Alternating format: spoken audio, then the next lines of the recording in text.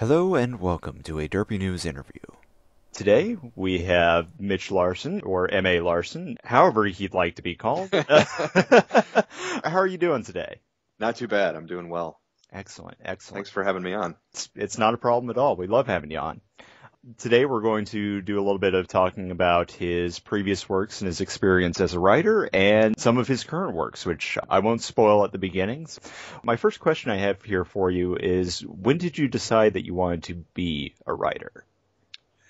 It was pretty early on. I sort of fell in love with, my mom used to take me to the library all the time. And so it was Garfield and Bloom County and, comic strips that really got me into it. I could go pick up a book and take it home and read comics. And then kept going to the library, kept reading more books, and all through school was really kind of in love with literature. And I had a class in high school called Mythic Patterns that was really kind of the life changer because it was all about the, Jungian and Joseph Campbell approach to drama and comedy and that kind of thing. Mm-hmm. And incorporated a lot of mythology and the underlying basis for storytelling. And that got me really hooked. So at that point, I was also desperately in love with movies. So I wanted to go be a writer director. And I went to film school to be a writer director. And that's where I sort of realized how much I hated being on set. And I hate you're standing around all day doing absolutely nothing and you're completely stressed out. And you have to get up super early in the morning. It was just awful. I hated it so completely that I realized I didn't want to do that anymore, but I still wanted to write. So then I just started writing screenplays. And that's how it happened. Why children's fiction in particular? That was kind of a happy accident. I lived in New York after I graduated, and I was writing independent features like dark dramas and really weird comedies. I wrote a feature comedy script that nobody ever wanted to buy about the guy who painted dogs playing poker. It's like a fictional biography of him. I thought it was great, but nobody wanted it. And then I moved to LA, and I didn't know what I was going to do, but a friend of mine was working at Cartoon Network, on the show called My Gym Partner's a Monkey, and he knew that they needed writers, so he told me to write a couple of SpongeBob specs, like just a couple of original SpongeBob scripts, and submit them to the show. So I did. I wrote 2 SpongeBob scripts, submitted them to Cartoon Network, and got on to My Gym Partner's a Monkey. And then it was just, that's where I was. Then I was just doing cartoons for the last 9 years. Just kind of getting one gig at next, thankfully. And so I just sort of ended up there. What's been your favorite show that you've worked on so far? It would be probably either My Gym Partner's a Monkey, the first show I ever worked on, because it was so new to me and I didn't really know all the politics that go on in an animated show, and there are a lot, believe it or not. So it was just sort of blissfully fun, and there was no really expectations from me. And then My Little Pony has been an absolute blast because it's the first one I've worked on that people actually watch. And to know that people are going to watch it when it comes on the air and, have opinions about it and discuss it is so much fun. And the characters are a blast to write for. And there was another show that I worked on called Symbionic Titan at the same time as My Little Pony. That was kind of the opposite. It was giant fighting robots. Mm-hmm. And I didn't have much experience with that kind of show either, but that was a hell of a lot of fun too. So I've worked on a lot of fun shows. I worked on some really not fun shows, but those 3 are probably tops. Do you have a favorite episode in particular that you've ever written? I got to write all 3 of those. I have a favorite, actually. On My Gym Partner's a Monkey, I got to write an episode that Lewis Black did a voice for, which was just phenomenal. I got to sit in the recording booth while Lewis Black was reading, and it was really difficult. So I don't know if you're familiar with his comedy, but the dude just swears like constantly. So I had to try to write Lewis Black lines without cursing. But that was so much fun because I was like, oh my gosh, I'm actually working with a comedian I think is funny, and that was great. On Pony, it was probably Return of Harmony because I'd never gotten to do a 2-parter before, and it's a completely different beast than just doing a 1-parter. Mm-hmm. And it was a riot to watch all these next generations and get to know Q and kind of develop Discord off of that. And then also to use the elements of Labyrinth and to really take the characters to a dark place that they hadn't really been to before. Yeah. That was a lot of fun. And then on Symbiotic Titan, I got to write the flashback episode. Basically, that show is about 3 space aliens whose planet goes up into this like huge civil war, and they escape to Earth, and then it becomes Breakfast Club. Then it's them trying to blend in high school as ordinary kids. It's a lot of fun. But I got to write the flashback episode, which was all about them escaping from their planet as it was being destroyed, and that was, I was so honored to be chosen to do that one. It was sort of the backstory episode. So yeah, all 3 of those were really, really fun. All right, cool. Let's jump into the reason why I brought you on here today. You're writing a children's novel. Could you tell us what the name of that is and maybe describe it a little bit for those who don't know? Sure. It's called Pennyroyal Academy, and it is a middle grade novel, which I didn't even know that was a thing until I had written it. But it's sort of what Harry Potter is. It's not quite YA. It's not Hunger Games, but it's also not a picture book. It's not for kids. It's called middle grade. So it's takes place in a Grimm's fairy tale world, and it's about this academy where these kids go to learn. They train to become either a princess or a knight to battle the 2 main menaces of the day, which are witches and dragons. So girls go there to train to become princesses so they can fight witches, and that's the main side we follow. I mean, we follow some of the boys too as they fight the dragons, but. The basic idea was, I went to college at the University of Miami, and there was an area in campus called the Pit, which was just some palm trees and a picnic table. Like, it was nothing, but it was famous on campus because it was where Jim Morrison used to go when he was in Miami. So everybody wanted to go down there because, Jim Morrison. But I wanted that kind of vibe where these girls go to the school and they're like, oh my gosh, I'm in the same bed where Cinderella slept when she was here.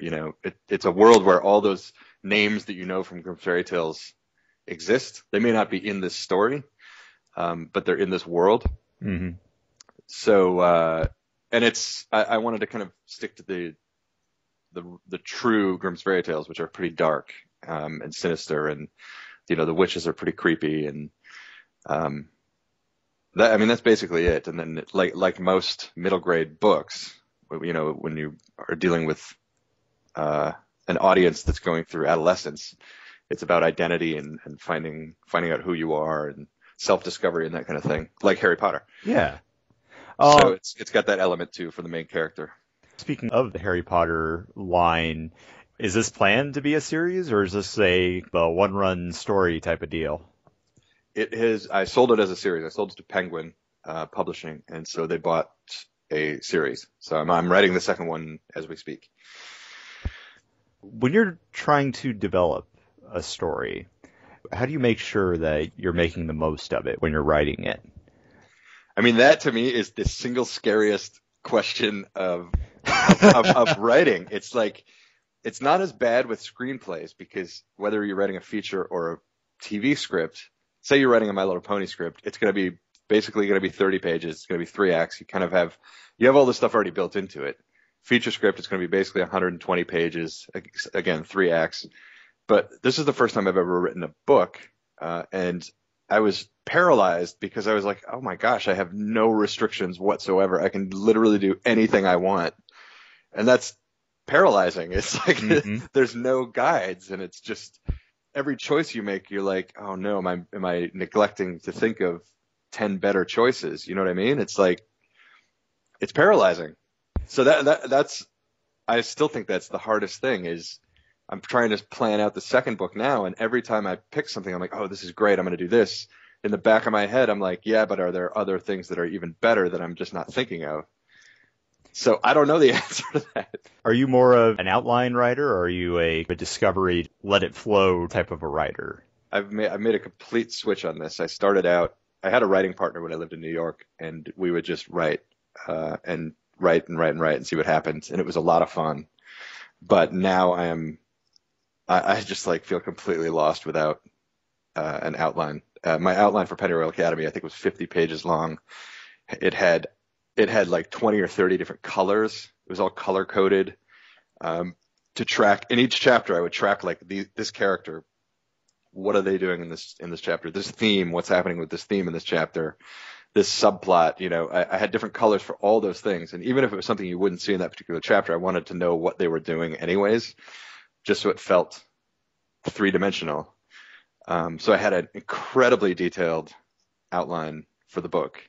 And TV too. I mean, TV, I think you just it has to be structured because take My Little Pony, for example, which is a pretty classic situation. You go in with a premise that's been approved by the network, then you break the story with the story editor, so everybody knows what the structure is when you leave.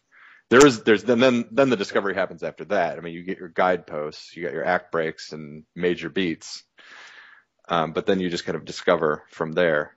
And it was the same with the book. I had like everything planned out, but you're still discovering along the way. So I'm very regimented with that outlining. How many sketches and notes did it take to get this novel together? I have written this thing from scratch 3 times. Oh, wow. Yeah, like wrote the whole book. I wrote the entire book, which was about 400 pages, and that's where I started to get an agent and a publisher and my producers and things like that. And then along the way of developing it,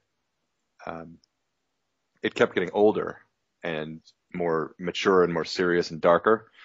And so with a rewrite like that, you can't just go in and change a scene here or there. It's like all of the language needs to change and the entire tone needs to change. So the plot has basically stayed the same all the way through, but I still have written this thing 3 times from page 1. So that's, over 1,000 pages there probably. And then, I have note cards all over my wall, countless Word documents of outlines and stacks of cards for, I got to do this in book 2, or I got to do this in book 3. So there's no way to know an obscene amount. Do you see this as your new personal writing style, or is this just another step in the journey? It was, if I was gonna just write a book, just sort of without any kind of, I'm gonna sit down and write a book, it would probably be in first person. It would probably be a comedy, because I find like that's the easiest way to have a voice is comedy, and first person is much easier. And this book is third person, and it's definitely got comedic elements to it, but it's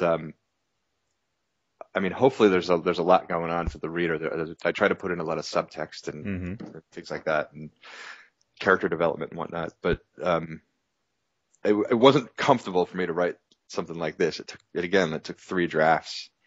But by the end of the last one, I was like, oh, this is pretty good. I actually feel pretty good about this.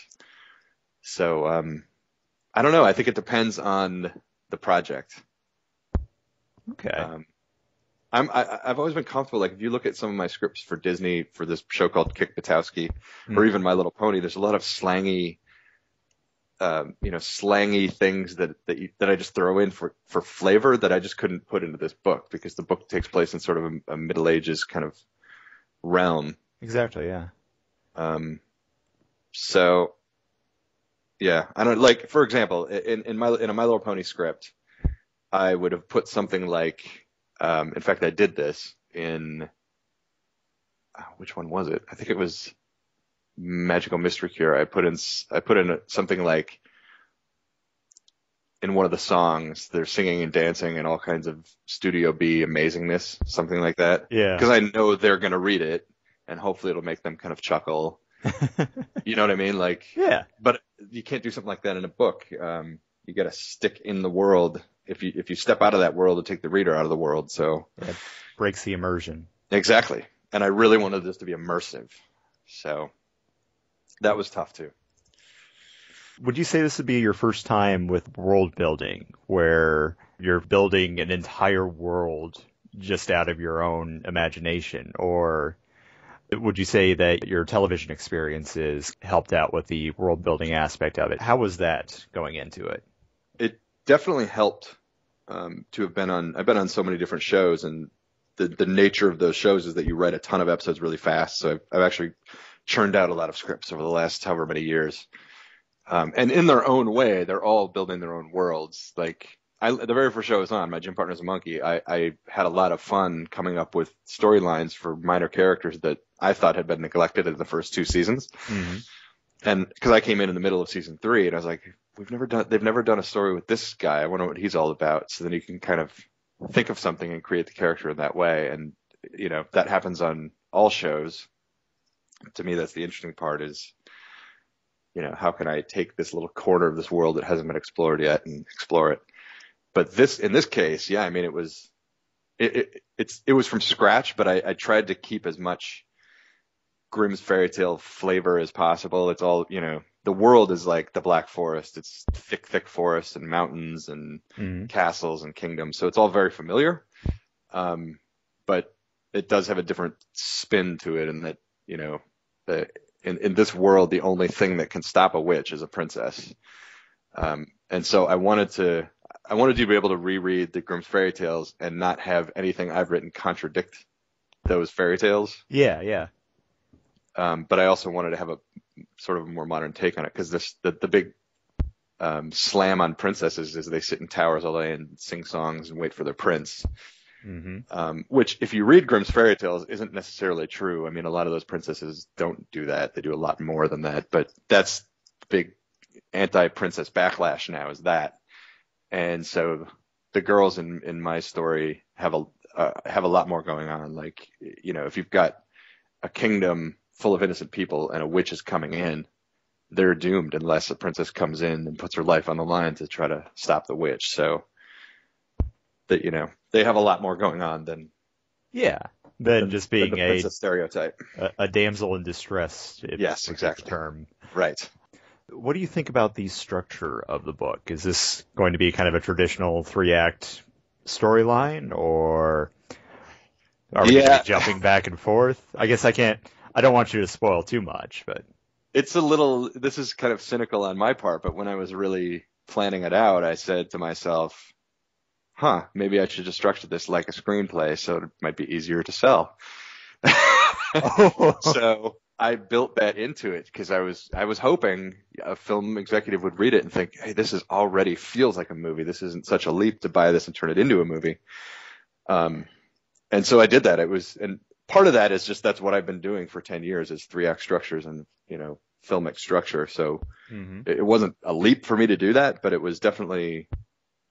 And like I was saying earlier, when you got the blank page and you have millions of options, it was nice to know, okay, I can go back to my 3-act structure and have a little bit of a guide at least.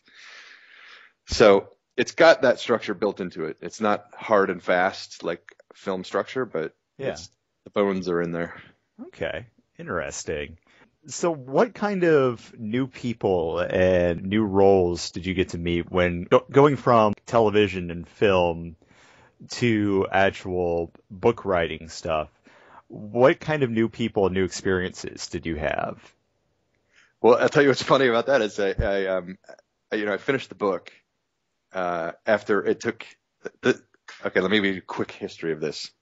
So I came up with this idea back in 2006, and I sold it to one of the networks as a cartoon series. And then back then it was called Princess Boot Camp, and it was a completely different thing. It was just parody. It was satire of princess culture. And there was no depth to it all. It was just gag, gag, gag, gag. Yeah. And nothing happened with it, and I got the rights back and got the idea to turn it into a book series. But then it was the prospect of writing an entire book without knowing if anything would ever happen with it. So it was always on the back burner. I worked on it for, 8 years, but slowly and in the background. Yeah. And then back in 2011, I saw that I would have a couple of months of a window of hiatus between shows. Everything I was working on ended at once, and I had a couple of months before it started up again. I said, if I don't finish this now, I'm never going to finish it. So I did. I gave myself a page count every day. I've got to hit this no matter how awful what I'm writing is. And that's how I finished it.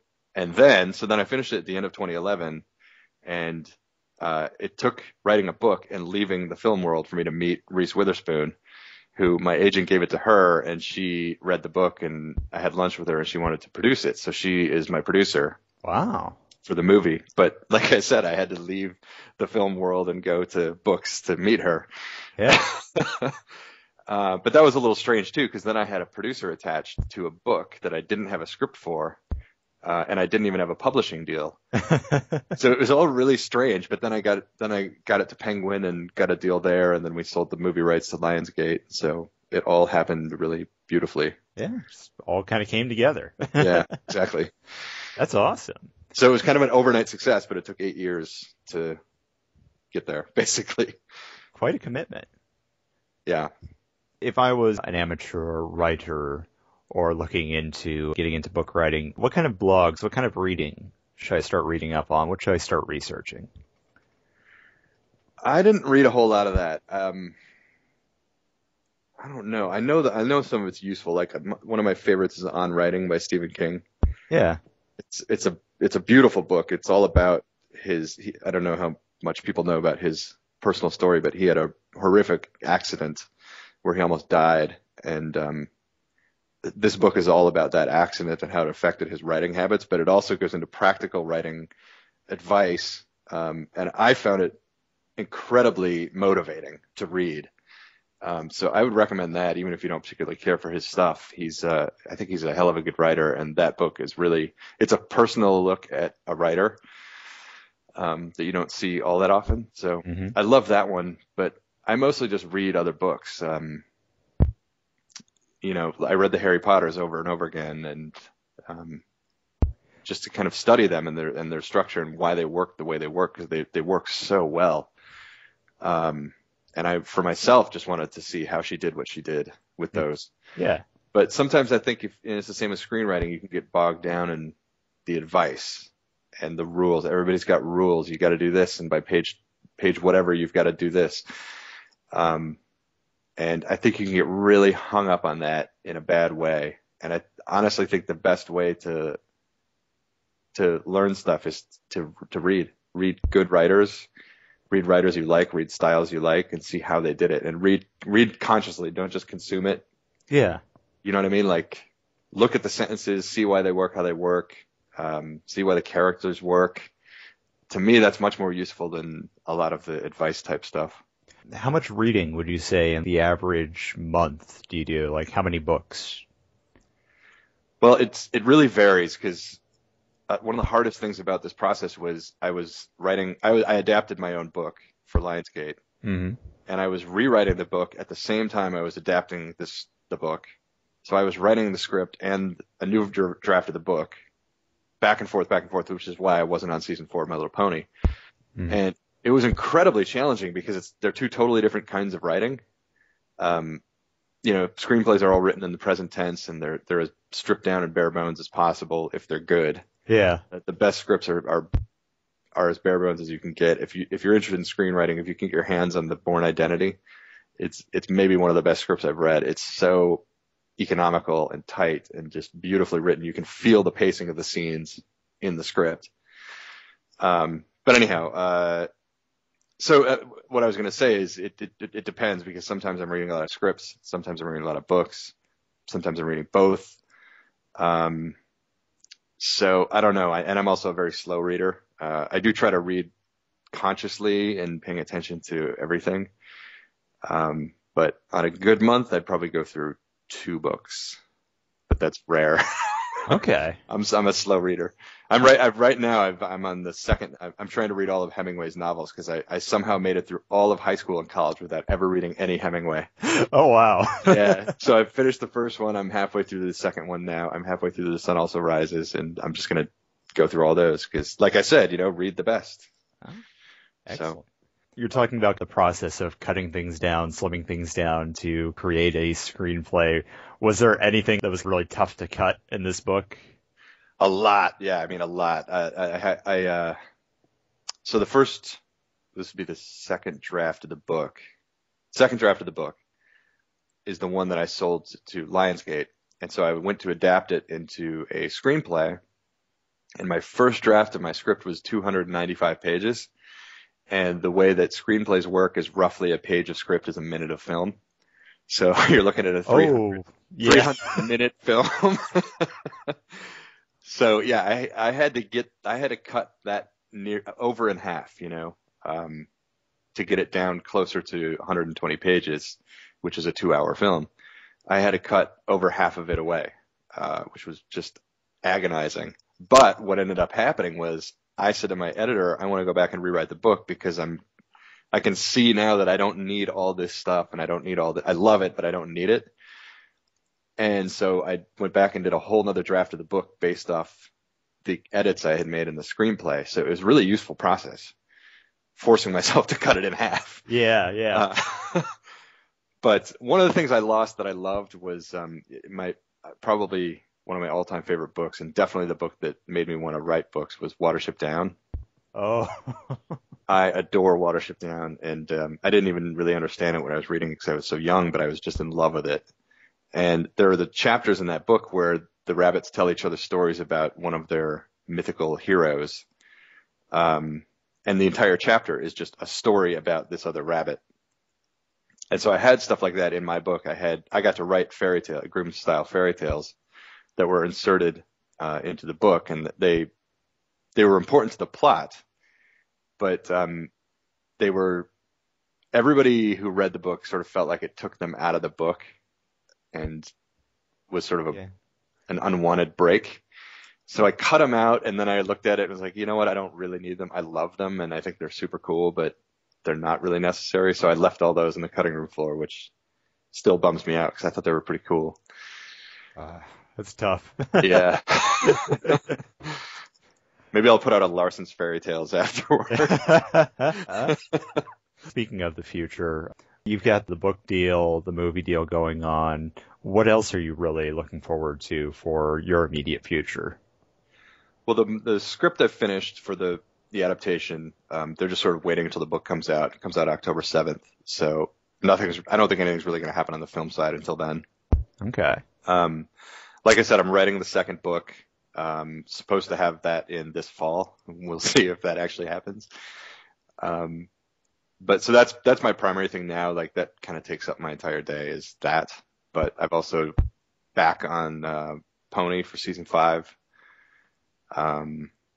So that's pretty much it. I've had to turn down a couple of animated show offers, which is really scary. It's always freaky to turn down work, but I have a contract to write another book, so I have no choice. So yeah, absolutely.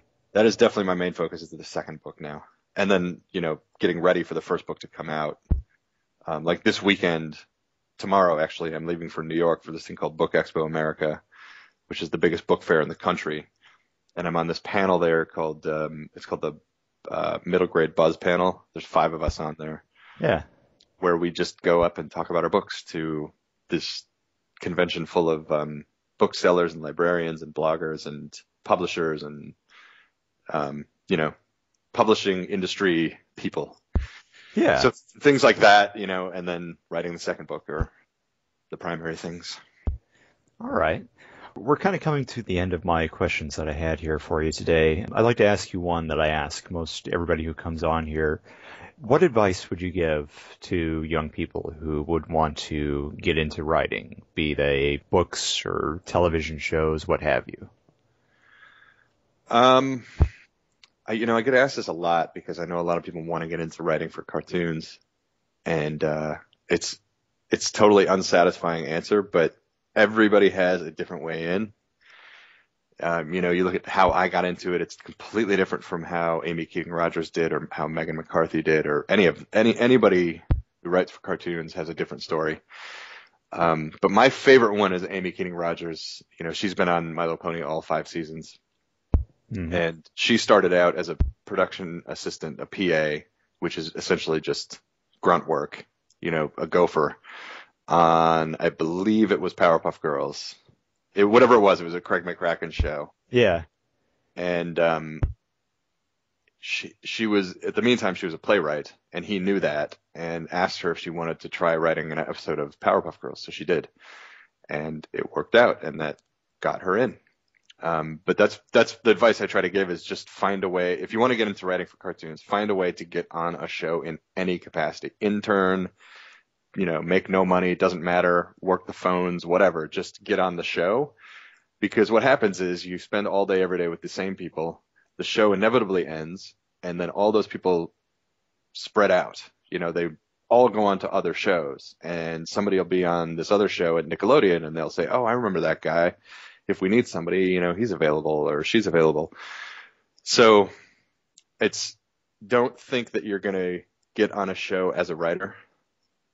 Maybe you will, but it's highly unlikely. I would recommend just getting on a show, period, and then letting people know that that's your ambition.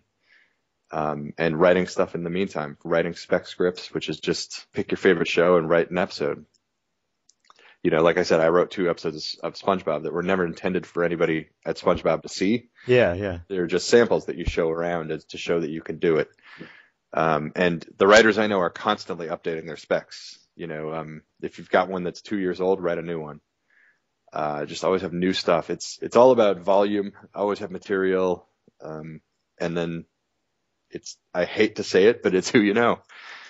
So yeah. It's like I said, for me, I knew a guy from growing up. I knew him since I was in kindergarten, and he was a storyboard artist at Cartoon Network, and he got me in.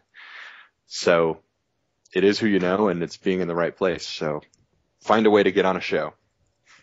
Excellent advice. In any capacity. Yeah. Don't hold out for being a writer or whatever it is. Just get on there and learn it. Get out there and do something. Yes.